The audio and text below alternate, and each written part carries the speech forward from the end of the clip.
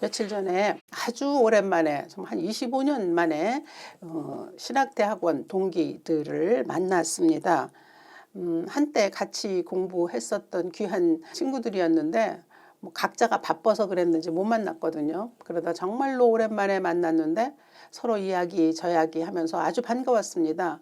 그런데 우리가 한 가지 공감한 것이 있었으니 그것은 세상 사는 게 결국 참 녹록지 않다라고 하는 점이었습니다. 모두가 목사이기 때문에 이제 나름 자긍심이 있습니다. 그리고 자기 목회에 대한 자부심도 있습니다. 그러나 현실에서 마주치고 있는 여러 가지 일들이 좀 팍팍하게 한다 그럴까요? 그런 게 있어서 서로 나누었습니다. 우리 가운데는 여성 목회자인데 열심히 시골에서 목회합니다. 그런데 20년 동안 하반신이 마비되어 계시는 어머니를 모시고 목회하는 동기가 있었습니다. 그가 그동안에 겪어왔던 일들은 정말 힘들었습니다. 듣기에도 힘들었을 정도였습니다. 그런가 하면 개척교회를 일군 뒤에 15년 동안 한 번도 휴가를 가지 못했다고 웃으면서 말하는 친구도 있었습니다.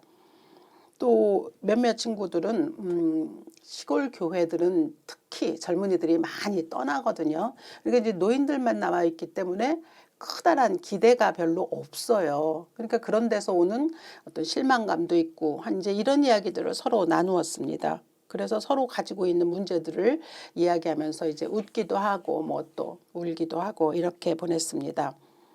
그러면서 헤어질 때 서로 우리 기도합시다. 기도하면서 힘을 내고 또 기도로 서로 교통하자 이렇게 하고 헤어졌습니다. 그래서 그동안에 돌아와서 저도 생각해 보니까 까맣게 잊어졌던 그 동기들이었는데 정말 또렷하게 그들과 함께 만났던 그 시간을 통해서 그들의 생활 속으로 하나님께서 들어가게 하셔서 아침마다 기도할 수 있게 하시는 것을 경험하고 있습니다. 기도는 이렇게 잊어버렸던 사람들과의 끈을 다시 메어주는 좋은 연결망이기도 하고 또 우리의 삶에서는 매일매일 아주 귀하게 다가오는 영적 습관이기도 하죠.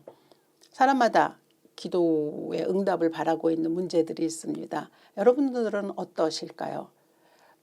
지금 가장 절실한 기도 제목이 있다면 그것은 무엇입니까? 오랫동안 기도했는데 여전히 응답되지 않고 있는 기도도 있으실 테죠. 우리 그리스도인들은 기도의 힘으로 살아갑니다. 그리고 성경에도 물론 기도에 대한 말씀은 무척 많이 들어있죠. 오늘 본문 1절도 보면 예수께서 그들에게 항상 기도하고 낙심하지 말아야 할 것을 비유로 말씀하여라고 시작하면서 기도에 대한 말씀을 우리에게 주는 것으로, 그래서 우리는 이 말씀이 끈질기게 기도하면 응답받는다라고 하는 그런 말씀으로 알고 있습니다. 이제 이 내용을 좀 보자면 한 과부가 있었는데 무척 억울한 일을 당했습니다. 그래서 이제 불의한 재판관을 찾아간 것이죠. 그런데 그때 그 당시에 여자들에겐 아무런 인권이 보장되어 있지 않았습니다. 그리고 대부분의 이러한 경우는 남자들이 들어서서 일을 처리해야 되는데 과부였고, 그리고 또 그나마 아무도 도와줄 사람이 없었기 때문에 스스로 행동했었어야 했던 모양입니다. 그런데 그렇다 하더라도 재판관을 찾아간다는 것은 그 당시로서는 참 그게 전혀 마땅치 않은 일입니다. 어떻게 감히 그렇게 할 수 있어라고 하는 것이기 때문에 그 찾아온 여자애들에 대해서는 아무도 관심을 기울이지 않았습니다. 물론 재판관도 무시했죠. 그런데 이제 끈질기게 이 여자가 찾아왔거든요. 그러다 보니 재판관이 귀찮아졌습니다. 오늘 본문에 보면 번거롭다는 말이 나옵니다. 근데 이 번거롭다는 뜻은 이렇게 자꾸 때려서 멍에 시퍼렇게 들었다라고 하는 그런 뜻이거든요. 그러니까 성가신 거죠. 그러니까 성가신 나머지 이제 이 재판관이 내가 그냥 들어주자라고 결심했습니다. 그 여인이 불쌍해서라든가 아니면 이 여인의 사정이 과연 어떤 것인가라는 것을 들여다본다든가 하는 건 전혀 없고 그냥 자신이 귀찮았기 때문에 그것을 들어주었습니다. 예수께서 이제 이것을 비유로 말씀하셨다고 했거든요. 그러니까 예수님이 비유에는 분명한 무슨 뜻이 있지 않겠습니까? 그러니까 이 예수님이 말씀하시는 거에서 우리가 발견할 수 있는 것은 하나님을 주로 섬기지 아니하는 세상에 돌아가는 패턴, 그것에 대한 말씀을 예수님께서 지금 하시고 계십니다. 오늘 말씀을 보면 이 재판관에 대해서 예수님은 불의한 재판관이라고 이름을 붙여주셨고요. 그에 대해서는 그는 하나님을 두려워하지 않고 사람을 무시했다라고 그렇게 표현하셨습니다. 그러니까 어떤 세상, 한 세상에는 하나님을 전혀 두려워하지 아니하고 경외하지 아니하고 그러면 당연히 사람을 무시하게 되죠. 그런 세상이 있었는데 그 세상에서 일어났던 일이다라고 말씀하신 거죠. 그 공의와 뭐 정의 이런 것보다는 권세 잡은 자의 유익이 더 앞서는 잣대가 되는 그런 사회를 말씀하시는 것이겠죠. 사실 우리가 사는 세상은 이런 일들이 많이 일어납니다. 우리 흔히 말하잖아요. 아유, 우리 뭐 그래 주위에 변호사도 하나 있어야 되고 또 의사도 하나 있어야 되고 뭐 심지어는 요즘에는 대형 병원에 가면은 그 안에서 일하는 사무장을 알고 있는 것이 가장 뭐 용이하다 이런 말들까지 할 정도입니다. 그러니까 가까운 가족 가운데 어디선가 무언가 뭐 이렇게 힘을 조금이라도 쓸 수 있는 사람이 있으면 삶이 좀 편리하다라고 하는 그런 얘기들이 있는데 그것보다 훨씬 지나쳐서 백, 연줄이 작용해서 그 일로 인하여 많은 사회 문제도 생기고 하고 있지 않습니까? 대부분 힘없고 가난한 사람들이 억울함을 겪게 되어 있죠. 그런데 지금 이 과부는 용케도 그 소원이 받아들여졌습니다. 불행 중 다행이라고 얘기할 수 있는 그녀의 해피엔딩이라고도 볼 수 있는 일이죠. 그래서 우리 이제 이렇게 생각할 수 있습니다. 그래 불의한 재판관이라고 했는데 이 여자가 끈질기게 다가갔더니 그 소원이 응답이 되었다. 그러니까 우리도 이제 하나님 앞에 뭐 기도할 때라면 뭐 끈질기게 기도하면 하나님께서 안 들어주실 이유가 어디 있겠어? 라고 생각하는 거죠.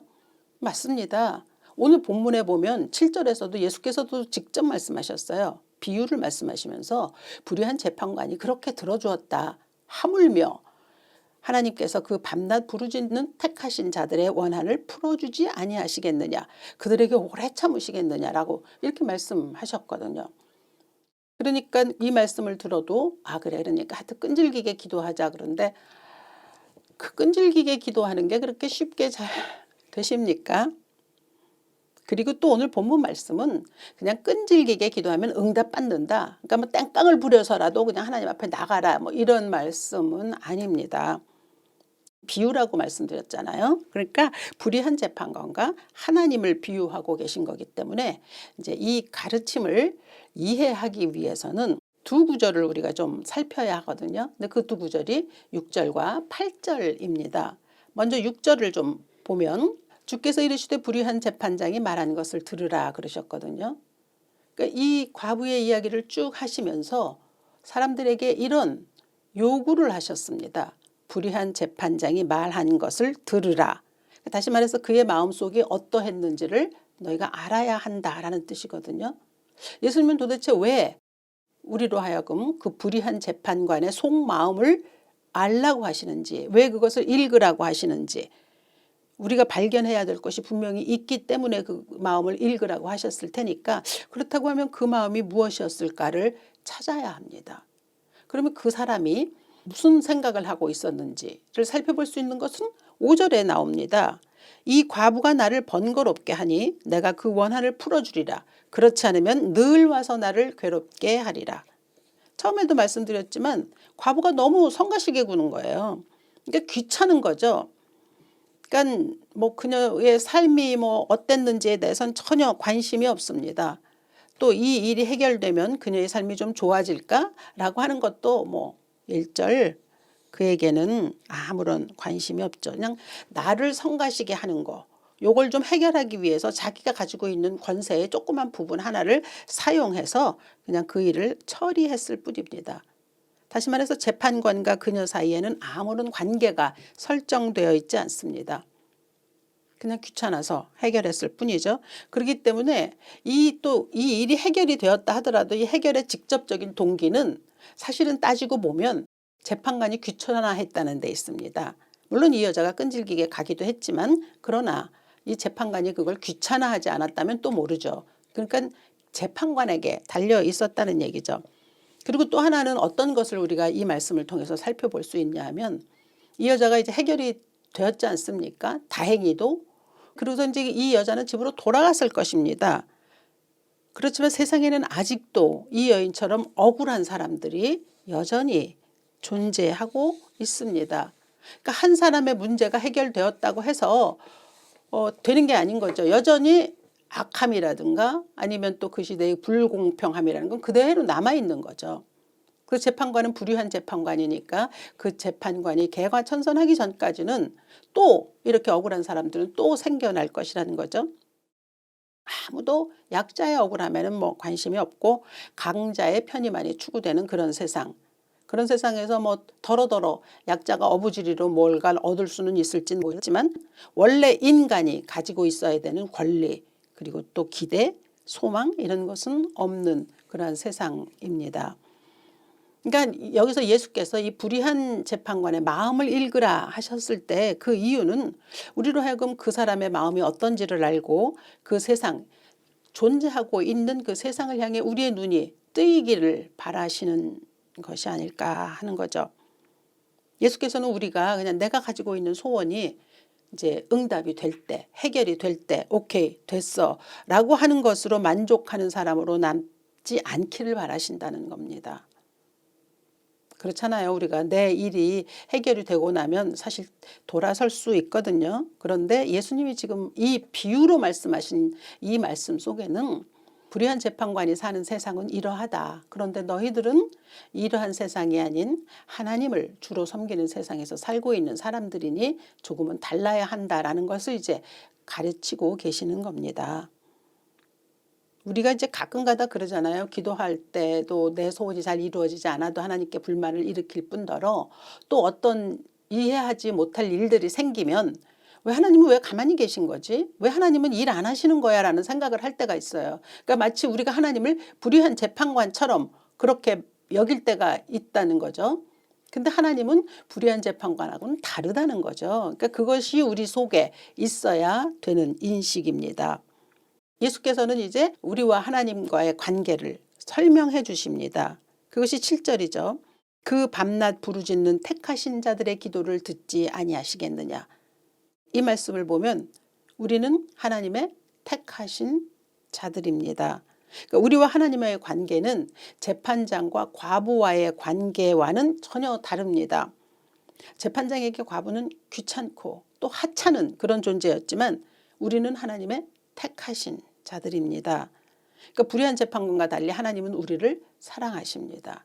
우리의 과거가 어땠는지에 대해서도 알고 계시고 또 우리의 미래가 어떻게 되어야 할지에 대해서도 잘 알고 계십니다. 그러니까 과부와 재판관과의 관계와는 아주 전적으로 다른 이러한 관계를 예수께서 지금 펼쳐주고 계십니다. 우리가 자꾸 하나님을 찾아간다고 해서 하나님은 우리를 성가시다고 하시거나 아니면 뭐 무례하다고 하시거나 짜증내지 않으십니다. 무엇보다 하나님은 우리를 무시하지 않으십니다. 신명기 32장 10절은 여호와께서 그를 황무지에서 짐승이 부르짖는 광야에서 만나시고 호위하시며 보호하시며 자기의 눈동자같이 지키셨도다 라는 고백이 있습니다. 황무지에서 하나님이 우리를 당신의 눈동자와 같이 지켜주신다 라고 하는 말씀이 참 이 막막한 세상을 살아가는 우리들에게 얼마나 큰 위로가 되는지 알 수 없습니다. 오늘 예수님 말씀하십니다. 우리들이 밤낮 부르짖는 하나님의 택하신 자들이다. 그래서 우리는 오늘도 똑같은 기도를 되풀이할 수 있습니다. 또 찾아가고 또 찾아가고 끊임없이 찾아갈 수 있는 것은 우리가 하나님의 택하신 자들이기 때문입니다. 그런데 사실 여러분들도 끈질긴 기도 물론 하시고 있겠지만 하다가 보면 어떤 생각이 드냐면 이래도 되나 싶은 때가 분명히 있습니다. 뭐 들어주시긴 하실 거야 라고 하는 소망을 잃지 아니하고 붙들고 있지만 매일 반복되는 기도를 하다가 보면 내가 먼저 지칩니다. 여러분이 그러시지 않으셨다면 참 좋겠습니다. 그러나 저는 목사임에도 불구하고 그런 때가 있거든요. 근데 그런 때도 기도해야 하는 것은 오늘 본문 1절에서 예수께서 먼저 말씀하셨습니다. 항상 기도하고 낙심하지 말아야 할 것을. 그러니까 우리들에게는 항상 기도하고 낙심하지 아니하고 끈질기게 기도해야 한다는 것을 말씀해 주셨습니다. 그런데 그렇게 기도해야 할 근거가 아니면 동기가 뭐 여러 가지가 다 불의한 재판관과는 다르다는 거죠. 그러니까 여기서 보면 낙심하지 말라라고 하는 건 그냥 낭망하지 말라는 뜻이 아니라 원어를 따지면 단념하다는 뜻이거든요. 그러니까 단념하지 말라는 거죠. 그러니까 끝까지 기도하라는 뜻이죠. 그렇다고 해서 또 우리의 기도에 뭐 매뉴얼이 있어서 지극정성으로 해야 된다거나 아니면 뭐 끈질겨야 한다든가 이런 매뉴얼이 있는 것은 또 아닙니다. 물론 구하고 찾고 두드리라는 말씀이 있기는 하지만 그 매뉴얼대로 막 꼭 이렇게 기도해야 된다는 건 아니죠. 그리고 우리가 기도하다가 보면요, 끈질기게 되는 건 그만큼 어렵기 때문입니다. 힘들고 지치기 때문에 어쩔 수 없이 또 다시 기도의 끈을 잡을 수밖에 없다는 거죠. 그러니까 정말 힘들어 보십시오. 어떤 식으로든지 기도할 수밖에 없습니다. 그래서 끈질겨지는 거죠. 정말 힘든데도 기도하지 않는다. 제가 뭐 가끔가다 얘기합니다. 그건 무식한데 용감한 거 아니면 교만한 거 둘 중에 하나입니다. 우리는 기도하지 않을 수가 없는 거죠. 지금 여러분의 가장 간절한 기도는 무엇이십니까? 저도 13년째 전혀 달라지지 아니하는 상황 속에서 기도하는 제목이 있습니다. 부귀영화도 아니고 제가 뭐 잘 되고 싶은 것도 아니고 이제 한 인간의 영혼을 위해서 기도하는 것입니다. 그래서 가끔가다 다른 것도 아니고 인간의 영혼을 위해서 기도하는 건데 왜 하나님 빨리 들어주시지 않는가라는 생각을 할 때가 있습니다. 근데 저만 그렇겠습니까? 모든 사람이 다 그런 거잖아요. 수많은 사람들이 끈질기게 기도하지만 그렇다고 해서 그 끈질김이 훈장이나 면류관이 되는 것은 아닙니다. 그리고 또 응답의 조건이 되는 것도 아닙니다. 다만 그냥 지금까지 기도할 수 있게 하셨기 때문에 버텼을 뿐이다. 저는 그렇게 말하고 싶습니다. 기도하지 않았다면 견딜 수 없었기 때문에 기도했던 것이죠.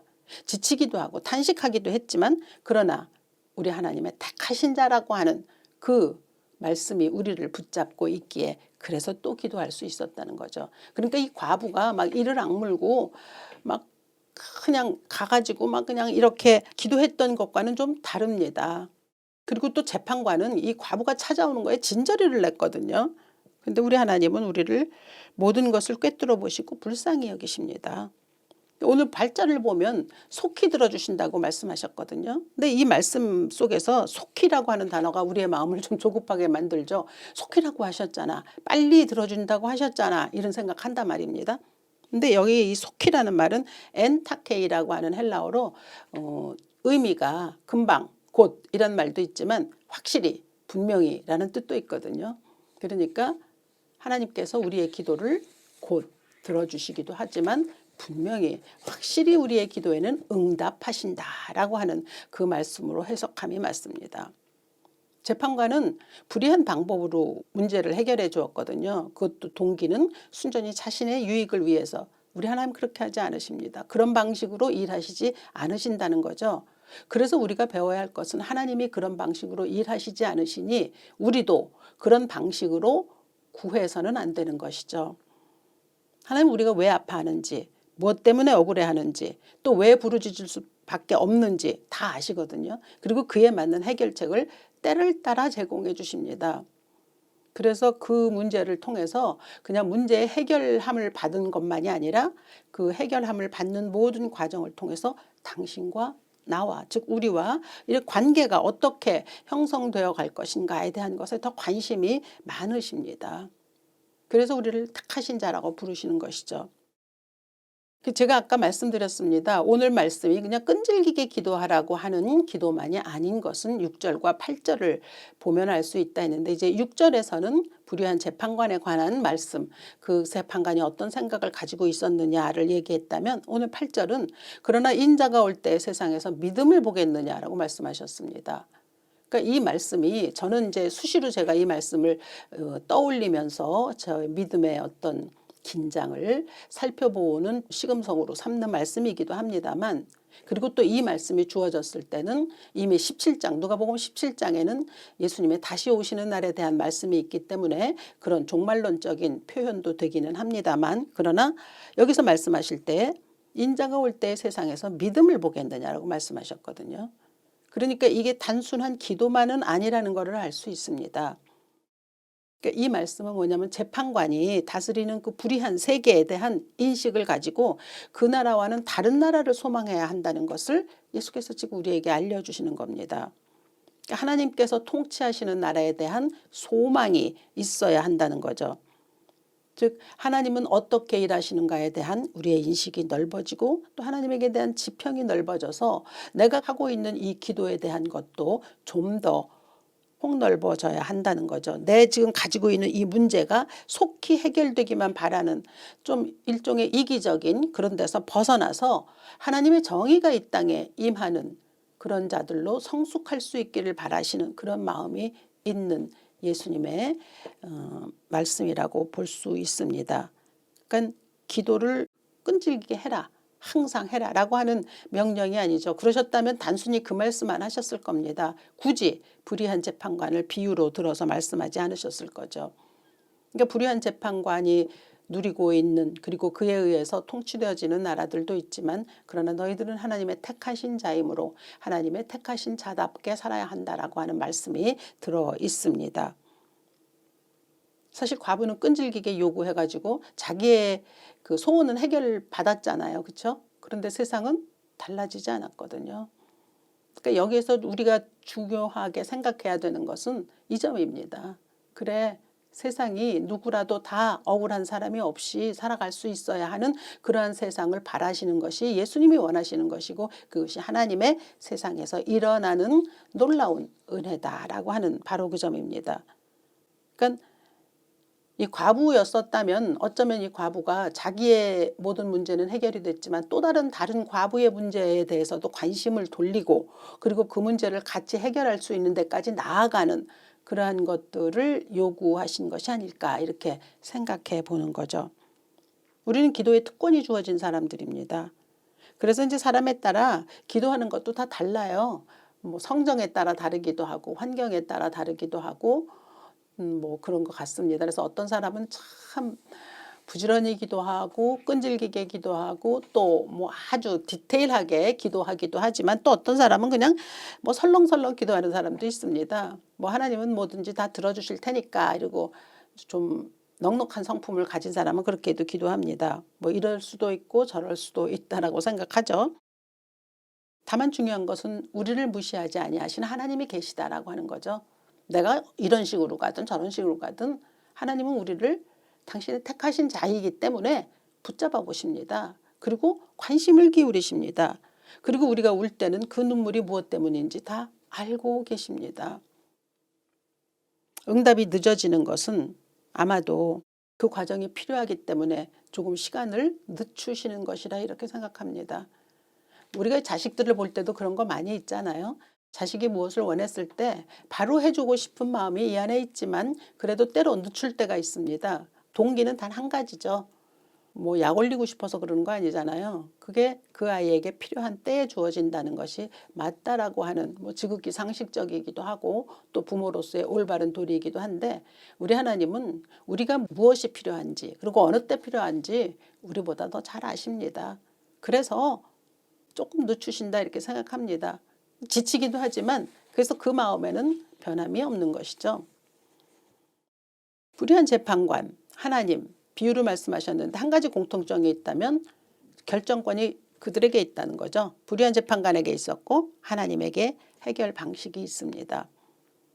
그런데 그 해결 방식의 동기는 불의한 재판관에게는 자기에게 있지만 하나님에게는 우리의 유익이 동기가 되신다는 점을 잊지 마십시오. 하나님은 우리의 기도의 응답이 나에게 얼마나 유익한지를 항상 살피십니다. 그래서 이제 나에게 그때 그 시간에 그런 방식으로 즉 내가 원하는 방식으로 주는 것이 유익이 아니면 하나님은 허락지 않으시기도 하고 좀 늦추시기도 하고 또 조금 다르게 하시기도 하죠. 근데 문제는 이제 우리가 그걸 쉽게 납득하거나 이해하지 못하고 있어서 그런 것이죠. 그러나 우리가 오늘 알아야 할 것은 예수께서 말씀하셨습니다. 너희는 하나님의 택하신 자들이니라. 그래서 너희가 밤낮 부르짖는 기도에 귀를 기울이고 있다. 그리고 너희들의 그 가지고 있는 기도의 소원에 대해서는 누구보다도 내가 더 잘 알고 있다. 라고 그렇게 말씀하십니다. 이를 악물고 막 버티는 그 과부의 기도와 다른 것이죠. 내 소원이 이루어지지 않아서 마음 상하기도 하지만 그러나 이제 하나님에게 대한 믿음이 있다면 오늘 말씀을 통해서 우리가 배울 수 있는 것이라면 우리의 유익을 도모하고 그리고 또 그 때를 위해서 하나님이 기다리고 계시다면 우리는 버틸 수 있어야겠다라고 하는 그 점을 배웁니다. 그래서 끙끙 앓다가도 또다시 기도하고 또 울다가도 또 다시 기쁨으로 기도하고 또 어느 때는 또 견딜만 하기도 하고 뭐 이런 과정 겪는 거 아닙니까? 그러니까 이런 과정을 겪다 보면 우리의 기도는 단련이 되는데 이 단련은 강도가 이렇게 세워진다기보다는 순도죠. 순도가 더 단단해지는 그런 기도가 될 겁니다. 그래서 점점 더 우리의 기도가 조금씩 성숙할 수 있을 것입니다. 세상의 방식 그리고 또 하나님께서 세상을 돌아가게 하는 방식에 대해서 예수께서 오늘 비유로 설명해 주셨습니다.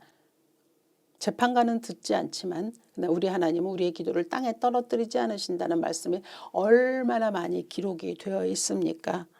그 믿으시기 바랍니다. 우리의 사정을 아시고 보호하시는 하나님 앞에 기도하지 않을 이유는 절대로 없죠. 체념 뭐 하다가 좀 힘들어지면 체념 포기가 아니라 곧 분명하게 이루어진다는 약속이 있기 때문에 우리는 오늘도 버틸 수 있습니다. 버틸 수 있는 그러한 여러분들 되시기를 이 아침 주 예수의 이름으로 축원합니다. 살아계신 아버지, 우리가 기도하면서 응답을 기다리면서 버티는 것은 우리의 의지도 아니고 또 우리의 악착 같은 마음도 아닙니다. 오직 하나님은 우리를 택하신 자로 붙들어 주셔서 우리를 사랑하시고 우리의 기도에 응답하신다라고 하는 그 사실 때문입니다. 우리 아버지가 되어주신 것을 감사드립니다. 지치지 말게 하시고 잘 버틸 수 있도록 축복하여 주시옵소서. 주 예수 그리스도 귀하신 이름으로 기도합니다. 아멘.